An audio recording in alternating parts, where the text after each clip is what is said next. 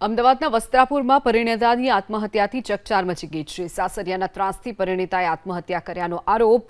રિદ્ધિ ભરવાડના 1.5 વર્ષ પહેલા લગ્ન થયા હતા, પરંતુ સાસરિયા પક્ષ વારંવાર દહેજની માંગણી કરી ત્રાસ આપતા હોવાનો પણ આરોપ લાગ્યો છે। સાથે જ પરિણીતાના પરિવારે અત્યાર સુધીમાં 8 થી 9 લાખ રૂપિયા સાસરિયા પક્ષને આપ્યાનો પણ દાવો કર્યો છે।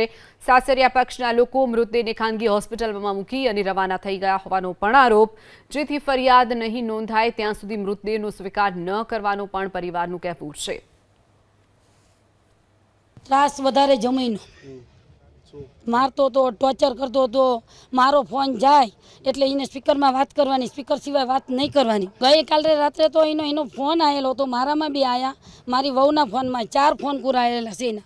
6:30 વાગે 7 વાગે પછી મેં એને જોયો મિસ કોલ, મેં એને ફોન કર્યો તો કે મમ્મી તમે કાલે કેટલા માણસો આવવાના? મેં કીધું 30 થી 40 જણા થાય છે।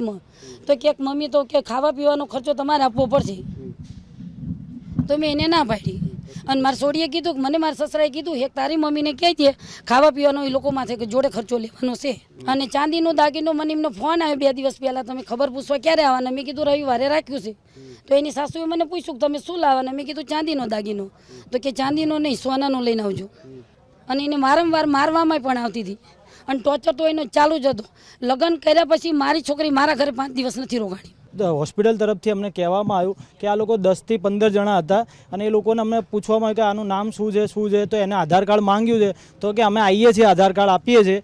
આધાર કાર્ડ આપ્યું નથી અને એ લોકો કે અમે આવીએ છીએ એમ કરીને ભાગી ગયા છે। અને પછી ત્યાં 15 થી 20 મિનિટ સુધી ત્યાં લાશ પડી રહી છે અને પછી કોઈ જવાબ નથી આપ્યો। એટલે કે આને સાંજે ટોર્ચર કરવામાં આવી છે અને તદ્દન માનસિક રીતે બહુ ટોર્ચર કરવામાં આવી છે। આની પહેલાં જે એને 1 વર્ષથી 1.5 વર્ષથી એનું જે સગાઈ લગ્ન કર્યા છે, આફ્ટર લગ્ન મેરેજ પછી એને બહુ જ બધી ટોર્ચર કરી છે।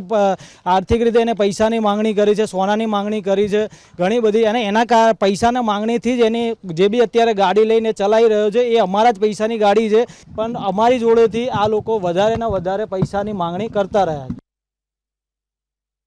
વિગત મેળવતા જાણવા મળે છે કે આ પરિણીતાના 1.5 વર્ષ પહેલાં લગ્ન થયા હતા અને 1.5 વર્ષના લગ્નગાળા દરમિયાન એના સાસરી પક્ષવાળા તરફથી પૈસા લેતી દેતી બાબતે, સોના દહેજ માગણી બાબતે તથા અન્ય બાબતોએ એમને વારંવાર ત્રાસ આપવામાં આવતો હતો અને એ ત્રાસથી કંટાળી અને આ બેને સુસાઇડ કરી લીધું છે, હેંગિંગ કરી લીધું છે। અને હાલમાં જે પરિણીતા છે તેના મા બાપ ગામડેથી આવી, સુરેન્દ્રનગરના રહેવાસી હોય ત્યાંથી અહીંયા આવી અને ફરિયાદ આપે છે તો એ ફરિયાદ લેવાની તજવીજ ચાલુ છે। પછી જે પણ આરોપીઓના તેના પતિ ઉપર, તેના સાસરી પક્ષ ઉપર જે પણ આક્ષેપો છે તે આરોપીઓને પકડવા માટે પોલીસની અલગ અલગ ટીમો બનાવી અને કાર્યવાહી ચાલુ છે।